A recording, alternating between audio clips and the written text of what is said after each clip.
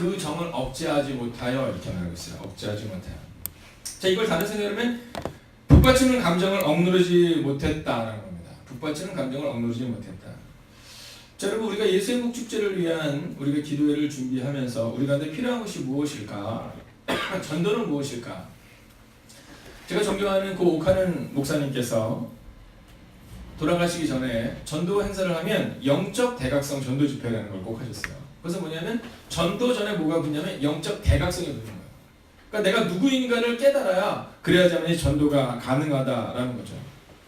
자, 그 시간들을 통해서 이제 저희와 함께 저희가 지금 하는 것처럼 11월 11일 예수행복축제다. 그 전전주에 이제 그 전주에는 전도에 전념하고 그 전전주에 이제 특별 새벽기도나 특별한 행사를 가질 때 그때 갔던 게 뭐냐면 영적 대각성이에요.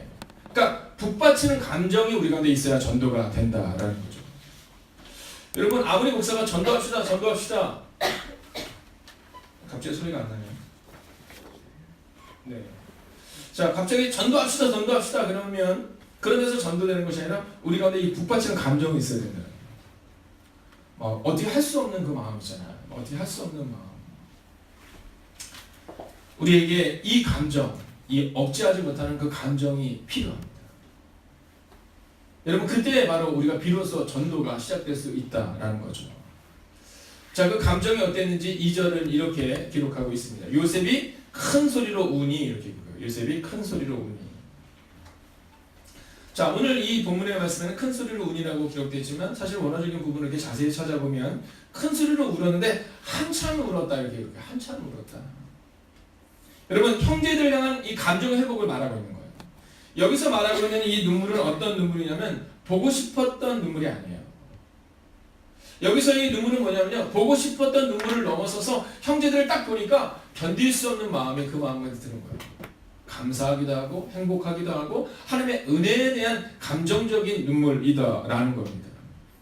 여러분, 그를 팔아넘긴 형들이지만, 그를 아프게 한 형들이지만, 그러니 요셉이 그들을 딱 만났는데 어떤 마음이 드냐면 하나님의 은혜 가운데 내 사랑하는 형제들 보면서 도저히 감정을 억누를 수 없는 그 은혜의 눈물이 오늘 흘러내렸다라는 겁니다. 여러분, 어떻습니까?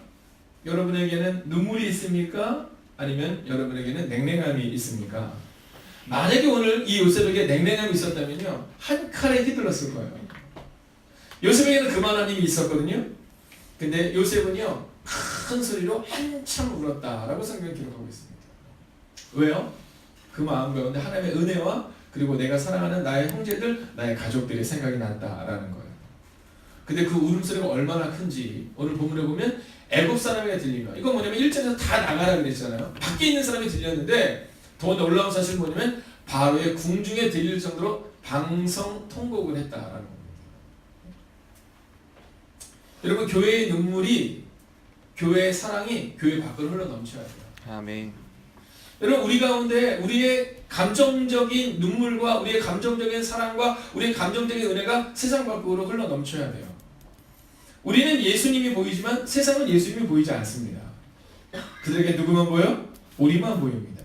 근데 우리가 만약에 다른 이들을 사랑하고 다른 이들을 사랑하는 마음이 너무 커서 방성통곡하고 여러분 큰 소리로 우는 상황 가운데 있을 때 세상의 사람들이 보면 교회는 참 따뜻한 곳이구나 라고 느끼게 된다라는 겁니다.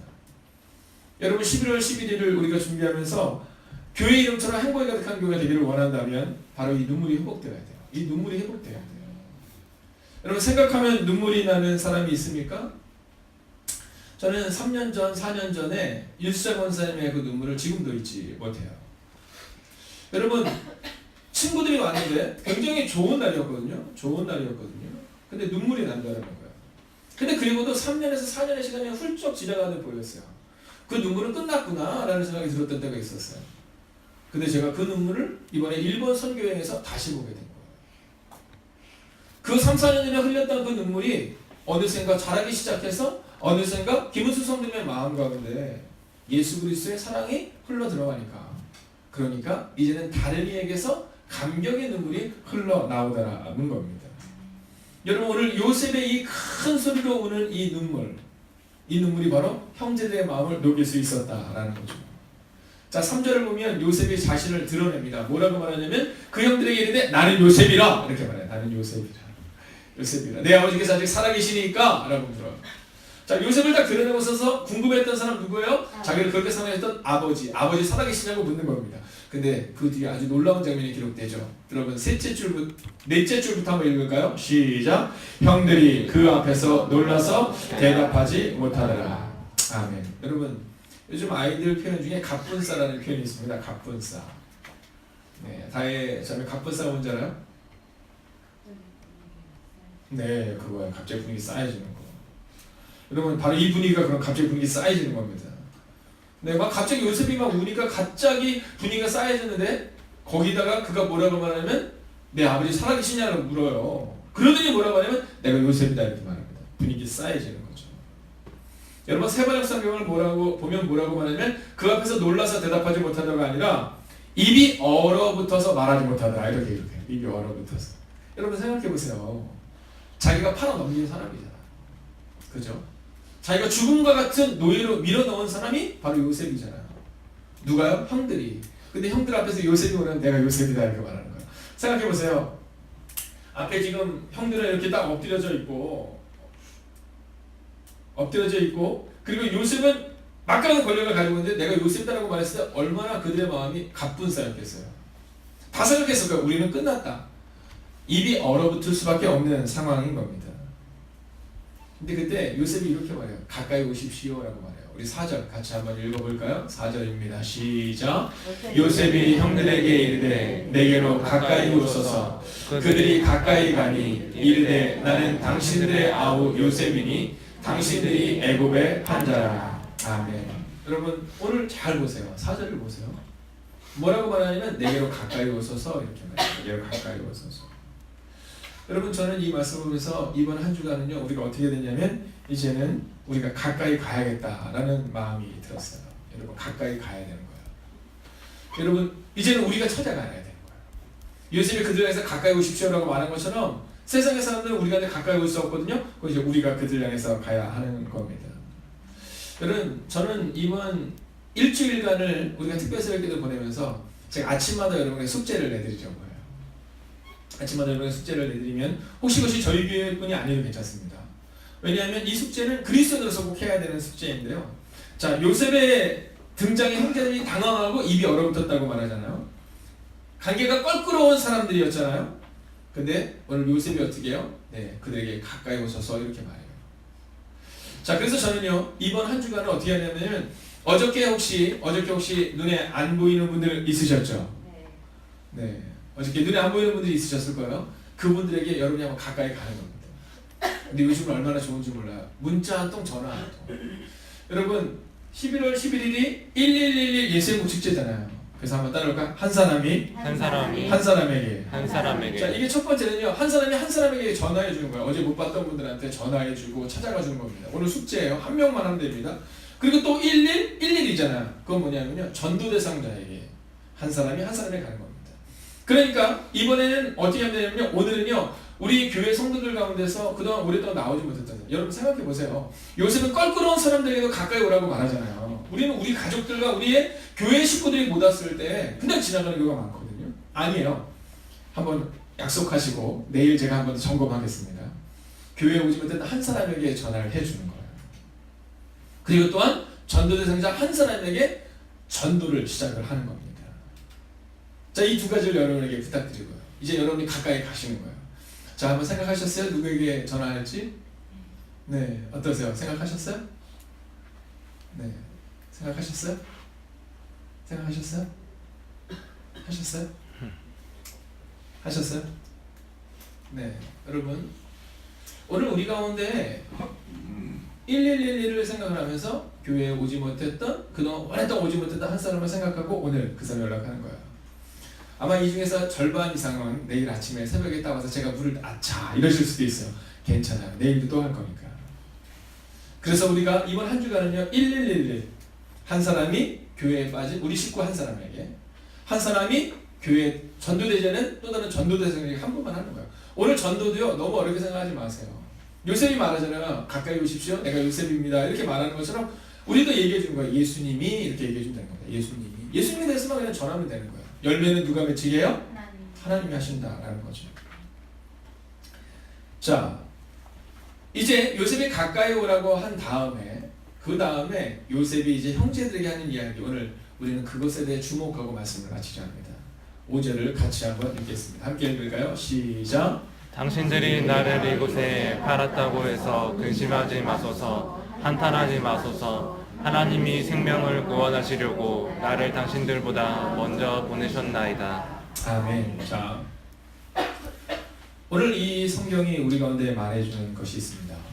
오늘 제목을 한번 띄워주시겠어요? 제목 같이 한번 읽겠습니다. 제목입니다. 시작. 하나님이 우리를 먼저 선택하신 이유. 자, 하나님이 먼저 우리를 선택하신 이유가 뭘까? 여러분 그거를 알아야 합니다. 물론 제가 교회에 처음 나오는 성도들 가운데 어떤 경우는 한 6개월, 어떤 경우는 1년 동안 제가 아무것도 부탁드리지 않는 분들이 있습니다. 근데 또 어떤 분들은 성품에 따라서 제가 한 2개월, 3개월 만에 좀 새가족들을 좀 섬겨주세요 이렇게 부탁하는 분들도 있습니다. 근데 그때 원칙이 하나가 있어요. 그것은 뭐냐면 그분이 좋은 성품이다 아니다를 떠나서 그분의 마음 가운데 하나님이 우리를 선택한 이유를 아는 분이 봉사도 하고 아는 분이 새가족도 양육할 수 있어야 된다고 저는 믿습니다. 자, 우리가 교회를 얼마나 오래 다니냐가 중요한 것이 아니라 하나님이 우리를 먼저 선택하신 이유가 뭘까를 아는 사람, 그 사람을 통해 하나님의 역사가 나타난다는 거예요. 여러분 교회를 몇 년 다니냐 중요하지 않아요. 여러분 교회에서도 한번 보세요. 네, 교회를 오래 다니는 사람일수록 성숙해져 가는 것이 당연한 거지만 꼭 그렇지만 않다는 거예요. 여러분 교회에서 어떤 문제가 발생이 됐을 때 새가족들이 문제를 발생시키는 경우는 우리가 그러려니 하지만 언제쯤 마음이 어려워요? 네, 목사님과 장로님이 뭐 예를 들어서 사이가 안 좋다든가 또는 뭐 권사님과 집사님 사이가 안 좋다 이럴 때 우리가 사실은 마음이 좀 불편하잖아요. 근데 중요한 것은 뭐냐면 우리가 하나님이 우리를 선택한 이유를 잃어버리면 그게 된다는 거예요. 요셉의 마음과 만약에 요셉의 마음에 하나님이 요셉을 선택한 이유를 몰랐다면 그러면 그 앞에 있는 형들 그냥 두지 않았을 거예요. 원수를 갚아주리라. 아마 단칼에다 댕강 그렇게 되지 않겠어요? 근데 오늘 요셉은요 하나님이 자기를 선택한 이유를 알았어요. 여러분 교회에서 우리가 조금 더 헌신할 수 있는 이유가 어디에 있느냐? 하나님이 나를 선택한 이유를 알 때 그 헌신이 가능한 거예요. 교회를 하다 보면 그럴 때가 있거든요. 나는 열심히 하는 것 같은데 왜 저 사람이 열심히 안 할까 봐 이런 마음이 들 때가 있거든요. 그거는 하나님이 우리를 선택한 이유를 몰라서 그러는 거예요. 하나님이 우리를 선택한 이유는 내가 열심히 해서 그 사람에게도 영향을 미치기를 원하는 것이 하나님이 우리 가운데 원하시는 메시지라는 거죠. 자, 오늘 요셉은요 그것을 알았어요.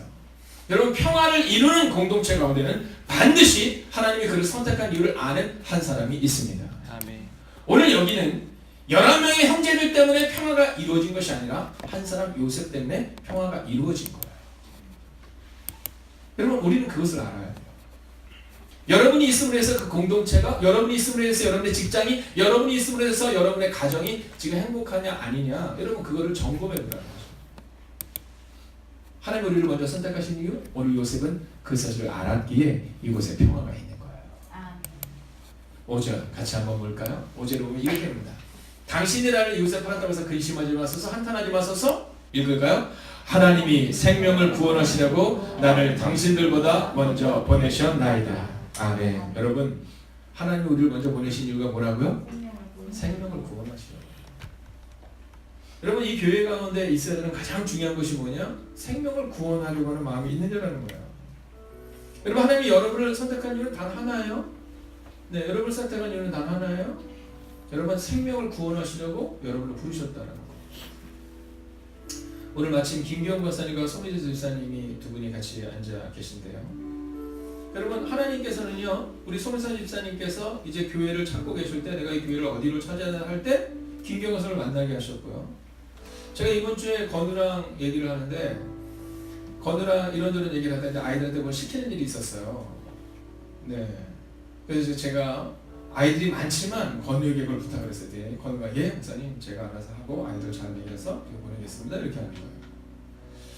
여러분 처음에는 손미사 선생님 어떻게 해야 되나 할 때 김기영 선생님을 통해서 했는데 또 이 건우가 이제는요 동생들을 또 챙기는 겁니다. 여러분 우리 가운데는요 그렇게 잘하는 게 필요해요.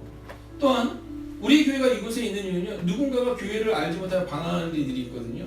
여러분 그들을 위해서 하나님이 우리를 먼저 보내셨다는 거예요. 행복에 거룩한 교회 혹은 여러분이 속한 교회 하나님이 먼저 보내신 이유는 여러분을 통해 누군가에게 생명을 얻게 하고 누군가에게 회복을 이루기 위하여 하나님이 여러분을 선택하셨다는 거예요. 아멘. 여러분 때문에 상처받고 여러분 때문에 아파하는 것이 아니라 여러분 때문에 생명을 구원하시려고 하나님이 보내셨다는 거예요.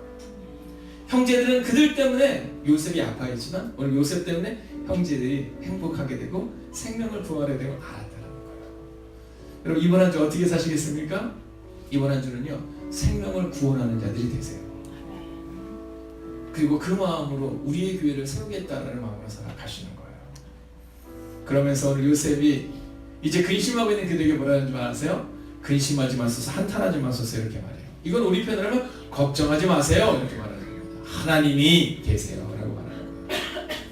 여러분 세상에서 많은 사람들이 어려워요, 힘들어요. 그때 우리가 얘기해 줄 수 있는 것은 뭐냐면 걱정하지 마세요. 하나님이 당신의 인생을 책임지실 거예요. 그럼 세상의 사람들이 우리한테 그럴 때가 있어요. 저한테도 그럴 때가 있어요. 아이고 목사님이나 잘하세요. 뭐 지금은 그런 얘기를 듣지 않지만 저희 교회가 막 처음 시작할 때 아이고 목사님이 더 힘들어 보여요. 제가 아직도 기억나는 게 뭐냐면 저희 여성교회 바자회 했잖아요. 강수희 선생님 기억나시죠? 처음 바자회 하는데요. 그때 바자회 하는데 지나가는 분이 이렇게 오시다가 신촌에 있는 신천중앙교회 권사님이시세요. 근데 그분이 지나가시다가 제가 이제 확 이제 전도를 막 했어요. 그랬더니 그분이 전도지를 딱 봤더니 저보고 묻더라고요. 누구세요? 그러더라고요. 제가 예 목사님이라더니 목사님이시구나. 그랬더니 이분이 한참 계시니 뭐라 그러시는지 아세요? 목사님이시구나. 얼마나 힘드실까. 개척한 지 몇 년 됐어요? 그래서 예, 뭐 3, 4년 됐습니다. 우리 조카도 개척한 지 5년 됐는데. 근데 주머니에서 꼬깃꼬깃 뭘 줬는지 아세요? 5만 원을 주시는 거예요. 얼마나 힘드실까. 그 당시 저는 그렇게 힘들지 않은 상황이었거든요. 하나님께서 우리 교회를 세워주신 과정이었지만 그때 제가 느꼈던 것이 있어요. 그것은 뭐냐면 그분이 저를 볼 때 굉장히 힘들다라고 느끼는 거죠. 그 얘기는 뭐냐면 목회자도 힘들 수 있지, 재정도 힘들 수 있지라는 마음을 그분은 가졌던 거죠. 여러분 그러나 우리에게는 꿈과 소망과 희망이 있기 때문에 그거는 문제가 되지 않는 거잖아요. 그렇지 않아요? 여러분에게도 마찬가지예요. 가끔 여러분이 전도할 때 아이고 집사님, 권사님, 지금 장로님, 지금 당신네 집에 이렇게 어려운데 이런 얘기를 들을 때가 있어요. 그때 우리가 얘기해 줄 수 있는 건 뭐냐면 아니에요. 지금은 어려운 것처럼 보이지만 하나님이 우리 가정을 바꿔가고 계세요. 겉으로는 어려워 보이지만 지금 하나님이 우리의 가정을 향한 놀라운 계획을 나는 기대하고 소망해요. 왜냐면 우리는 요셉을 알잖아요. 요셉의 14년은 절망의 시간이었지만 하나님이 그를 바꾸셔서 이 위대한 순간으로 바꾸셨던 것처럼 우리가도 곧 그때가 올 거라는 믿음이에요. 사랑하시는 여러분, 생명을 구원하시려고 여러분을 선택하셨으면 기억하시고 혹시 오늘도 조금 힘들어도 오늘 아파도 걸어가는 겁니다. 여러분 새벽기도 나왔다고 해서 전혀 힘들지 않을 수는 없습니다. 육체적으로 더 힘들 수밖에 없죠. 그러나 하나님이 새 힘을 주실 거예요. 아멘. 그리고 고단한 인생을 걸어갈 때 믿음의 눈을 들어 볼 수 있는 미래를 보게 하실 거예요.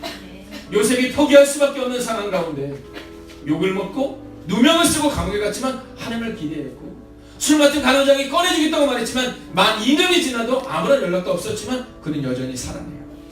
그리고 만 2년이 지난 놀라운 일이 오늘 일어났던 것처럼 오늘 여러분과 저의 삶 가운데도 우리의 교회 가운데도 여러분이 섬기는 교회 가운데도 하나님의 그 놀라운 역사가 나타날 줄로 믿습니다. 함께 찬양할까요?